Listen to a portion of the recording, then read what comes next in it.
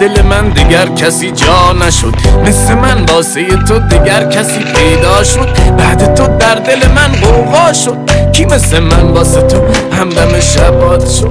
بعد تو این دل بیچاره دگر دل نشد، عشق تو کنارت دل من اینجا مرد. بعد تو بلب من دگر نیامد خنده، بگو ما هم بدونیم نرخ جدید چنده.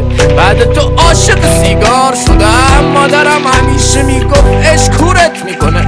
بعد تو از خواب بیدار شدم، من جوانی ساده بودم پیش پا افتاده بودم. بعد تو پیر شدم کور شدم، من ابله رو بگو به تو بیمار شدم.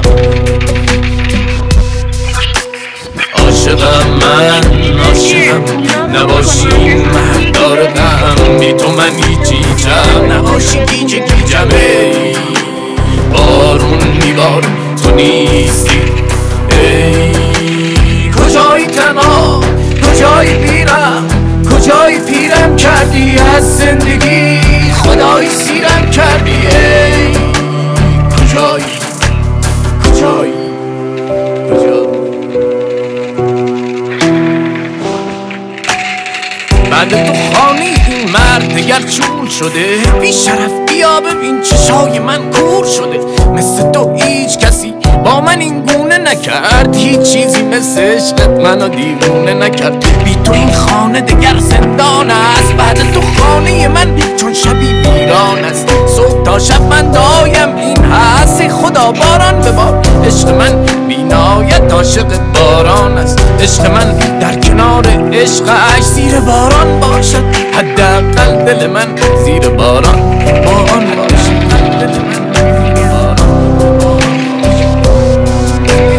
عاشقم من عاشقم، نباشی مهدار غم، بی تو من هیچیچم، نباشی گیج گیجم. ای بارون میبار تو نیستی، ای کجایی تنها کجایی پیرم، کجایی پیرم کردی از زندگی، خدایی سیرم کردی. ای کجایی کجایی کجایی.